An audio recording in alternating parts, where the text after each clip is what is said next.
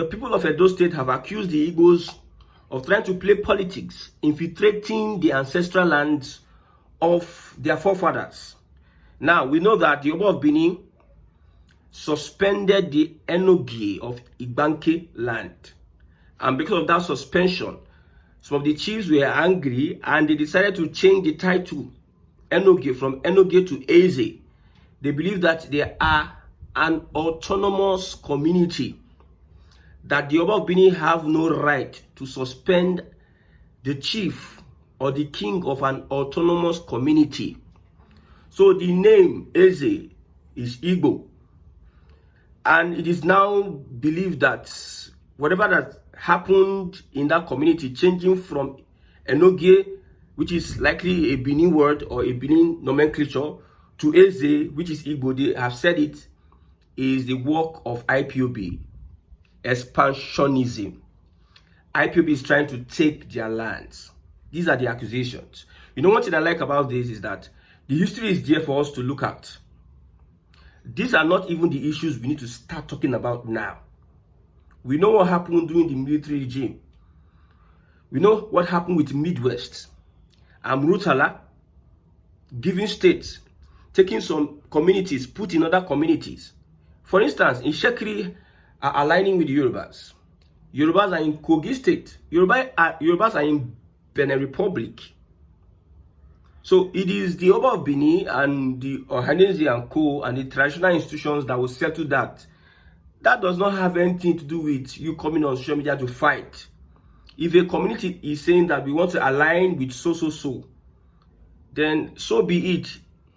If somebody doesn't want to, that's why I said, if you are an Igbo person and you don't want to become an Igbo person, so be it. If you are not an Igbo person and you want to identify as an Igbo person, this is the 21st century. Me, I don't see any expansionism. Okay, let's look at history. The Igbanke people of Edo State likely originate from the Ika Igbo subgroup, with some villages like Oligie claiming Benin ancestry, sparking identity debates. They speak the Ika language, an Igbo-like dialect with Benin Yoruba and Oredo influences. Their culture features Igbo traditions like the Mmobu New Yam Festival, Agbara music, and hospitality with greetings like Alwa. However, Benin dominance in Edo State affects their titles and practices, creating cultural tensions. So this is a brief preamble of the history of the Igbanke people. We have some Igbo communities in Kogi State, Igbo communities in Delta State. And if these people say that we want to align with the Igbo people, because you know that the hatred in Nigeria is too much. We hate ourselves. We forget that we are human beings first before any other thing. We just hate ourselves. We just want to eliminate ourselves. There's no love amongst ourselves. I've seen so many people talk about this. I didn't want to do any broadcast on this particular topic because it is very, very dicey. You see, when you talk about history, people tell history that suits them. That's why anything oral history, me, I know they really believe I'm pass from one generation to another. You know, when somebody is talking a story, he will also infuse some things that will suit his sentiment. So whatever it is, this is the 21st century. If some people say, okay, we want to be part of a community, come together to say, we want to be part of a certain people, so be it. If they say no, nobody's going to force anybody. But for people to come on social media and start fighting and start doing a lot of things, because of that, Rema is Igbo. If Rema come out tomorrow and say he doesn't identify as Igbo, will you force him? If a Yoruba man comes that have lived in Anambra, comes out to say that he doesn't want to identify as Yoruba again, he wants to identify as Igbo.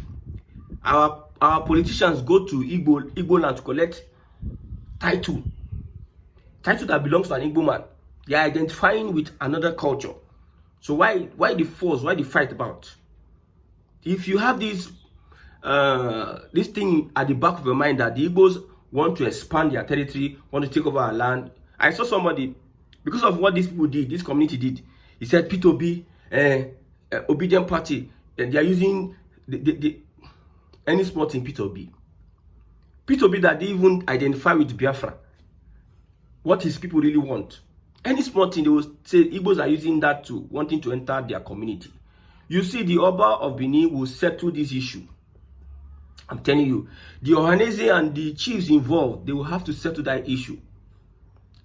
We don't want any clash amongst communities. If this community is an autonomous community, then let them be. If you are infringing on their rights, that means you are calling for, this is like calling for war. It's just like that. When they say autonomous, for instance, we have Ghana as a country. We have Nigeria as a country. Two sovereign countries. Nigeria wants to start imposing a treaty on Ghana. Why? They go fight war now. They go fight war. I've seen people come out to do a lot of history explanations. And nobody is denying the fact that the Igbanke people have a connection with the Igbos. Look at what is being read here. They speak the Ika language and Igbo-like dialect. The Ika people in Delta State also, they are affiliated with the Igbo people. You see what I'm saying? Many people might not like it because sentiment won't kill us for this country. Okay, carry it on your head. Would that make your life better? Sentiment won't kill people for this country. Expansionism, Igbo expansionism, this and that. The community, the autonomous community, they have elders, they have kings. They said that the Oba of Benin does not have right. There are some communities in Benin that don't even recognize the Oba. Let's put that aside. The Oba of Benin don't have right to suspend an autonomous king. But they will do so. And because of this, they feel insulted or whatever it is. So this is not our discussion. What we need to discuss now is how we are going to come together as a people and make sure we protect what belongs to us as a people. I don't know whether you know what belongs to us as a people, whether you know. Let us come together. The people that brought all these issues, these are the leaders. The military people had been in the autonomous community. You create states, use that state to join this one, join that one, cause confusion because you don't want the Biafra war to repeat itself again. Go on and co, all of you, Abacha and co, you create states, you do this one, you lump to. Now, if you are saying Southwest is different from Yoruba land. Yes. Igbo land is different from the Southeast because of what these military guys did in the past. And some Yoruba don't know are coming out to say that they are putting fire. Well, it's all banter. I believe all these things will be settled at the end of the day. Nnamdi Azikiwe. Let me read this about Nnamdi Azikiwe.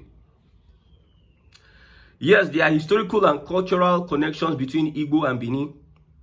Eze Chima, a Benin noble, migrated in the 16th century and founded Onitsha. Eze Chima, a Benin noble, migrated in the 16th century and founded Onitsha, a major Igbo city. The Benin Kingdom also ruled over some western Igbo communities. Showing political ties culturally, Onitsha's monarchy and titles like Iyasele mirrors Benin's Iyashere. While some theories suggest other Igbo origins, the Benin link is well documented. There's a link, especially for Onitsha. The Benin bronzes may even depict Igbo interactions, hinting at their shared history. We have two, Benin and Igbo. Culturally, there is a connection. Documented. There's an interaction culturally. And when you look at this interaction, there's Igbo, there's Benin. There's Igbo, there's Benin. So, because of the interaction, some people decided, okay, let's accept this part of your culture. Let's accept it. They accepted it. Everybody was fine. So it got to a point whereby there's friction, there's disagreement. And somebody say, okay, I want to identify as this. And you are bringing a propaganda saying that it is IPOB that is doing what? Any small thing you call IPOB, any small thing you call this that is doing what? Or is, you know, when they say IPOB, they represent it with Igbo. The Igbos are the ones doing that. Me, as an Igbo boy, I don't see any expansionism from anywhere. I just see what these guys are doing is that they are trying to identify with communities that have Igbo roots. That's what they are trying to do. Esan people, you can never say Esan people. Esan people know that they are not Igbos. They don't have any connection. Of course, they don't have any connection. You know, the whole of Edo State, we know that there are people there that do not recognize the Oba of Benin in Edo State. Of course, there are people there that do not recognize the Oba of Benin. They call themselves autonomous community. If they identify, so be it. We are running a democracy. You might not be able to force people. It's all going to be settled in the palaces of the two. That is not what we need to bring out. Don't let them start using all these things to destabilize us and change our focus from what is most important. What is most important is how we can bring dividends of good governance to the people. You will see that some people, they cannot hold the government accountable. When it comes to such a thing like this, you see them, they are flexing their muscles. They don't have clean water. They don't have good roads. They don't have electricity. When it comes to something like this, you see them showing their muscle. You cannot fight for your right as a people under this current administration regime, this current system that you need to change. If this system is changed, everybody will identify where he or she comes from. And you cannot lord over other people. Of course. If a community in Onitsha say they are no more Igbo, nobody's going to force them. They will go to where they want to identify with. Okay, if Nigeria divides today, the Shekri say they are not part of the Delta region. They want to join the Yorubas. They will go. In Kwara and Kogi, they will go. Those ones, Benin has influence in Yoruba land, has influence in Kogi. Benin has influence in Igbo land. Benin has influence in the North Central. In another news, Atiku has come out to say that the coming political battle is not APC versus PDP or Labour Party versus APC. It is Nigerians versus Tinubu, an administration that has plunged the nation into untold suffering. The economy is in free fall. Inflation is choking the masses. Jobs are vanishing. Youth restiveness is surging to terrifying levels. Nigerians are not just tired, they are angry, and rightfully so. So this moment is about collective survival. Collective survival. The real enemy is not one another. Atiku has come out to say, I told you last time that I was waiting for the response of this northern bloc. Saraki spoke, now Atiku has come out to speak. He said the real enemy is not me and you.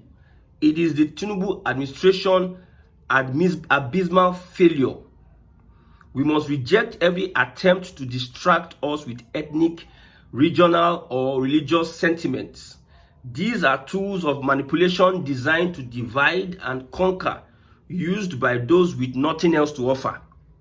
The Tinubu administration has no achievement to stand on, no credible record to defend.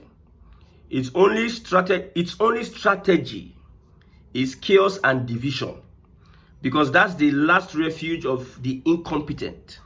And make no mistake, an incompetent captain does not only wreck his ship, he endangers the lives of everyone on board. Let's look at reactions. Somebody says, PDP is dead, join the obedient movement, we don't betray and we respect our own. Once you are doing the right thing, if you fall out of hand, you go collect. Dear Uncle Atiku, we need your elderly advice in our movement. So it is believed that the PDP has crashed. But some people are coming together to put back the pieces of this PDP. Saraki from North Central has come out to say that whatever happens, let them go. We are going to build PDP. Atiku have come out to say that whatever happens, our enemy is not PDP. Our enemy is the Tinubu administration. So I stand gidigam for PDP. Atiku is being advised to shelve his presidential ambition for a southern candidate. Shelve your presidential ambition for a southern candidate. That is where we can agree with you that you really want the best for Nigerians. But like this talk where they hear so, I don't think Atiku is ready to back down. This guy still wants to become president. I like what he has said about the Tinubu administration. My own is that Tinubu should restructure Nigeria. I've said it. When it comes to politics, he's a very good player. He's like Saka or he's like Messi when it comes to politics. When it comes to good governance, he's like that Man U defender. What's that his name? That floppy defender. When it comes to good governance, he's out of it. He said, the Tinubu administration has no achievement to stand on, no credible record to defend. Its only strategy is chaos and division, because that's the last refuge of the incompetent. And make no mistake, an incompetent captain does not only wreck his ship, he endangers the lives of everyone on board. You see, the real enemy, I know I'm repeating this for posterity's sake, the real enemy is not one another, it is the Tinubu administration, abysmal failure. We must reject every attempt to distract us with ethnic, regional, or religious sentiments. What he's saying is that Tinubu's administration uses division to win elections, to gain ground. And it is clear, very clear. But my point is that, who is the person saying all this? That's my point. Atiku. The reasons why you see a PDP is where it is today is because of some people believe that you need to shelve that presidential ambition and support a southern candidate. We believe so. We are a Fulani. We understand where you're coming from. Saraki, you and Saraki left the party when your vision was high under Jonathan. You abandoned the party and went somewhere else. You are coming now to preach to Nigerians. These people don't understand that opposition is dead under Tinubu's administration. The only opposition that I can believe, the only coalition, let me say coalition, the only coalition I believe is a Goodluck Jonathan coalition. But Goodluck Jonathan cannot contest again. Two people that can deal with Tinubu, Buhari. Buhari can galvanize notes in northern Nigeria, however. Can galvanize notes. They said anybody that rig election in northern Nigeria will never go home the same way. Buhari can galvanize those ruffians. There's another person which is a Jonathan. But Jonathan cannot come back and contest. The amended bill, he cannot come back and contest. If you have been sworn in twice, you know if you come back. They swear I'm in now for this Yaradua, and they swore him in the second time he won the election. That's the only person. But as it is, these people should align with the people. What do the people want? What do the people expect from any coalition that is going to unseat Tinubu? Electoral reforms. Electoral reforms. Electoral reforms. Whatever you do, you don't do electoral reforms, my brother, you are out of it. You are out of it. And Southern presidency, that's what people want. Electoral reforms, Southern presidency, that is what the people want.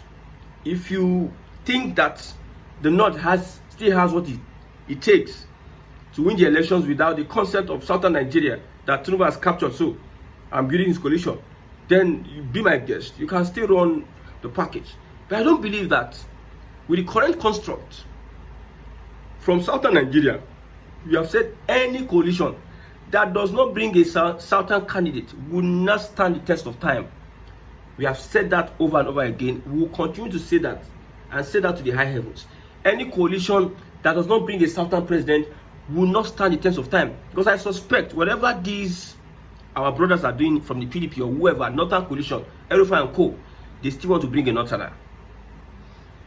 P2B is there.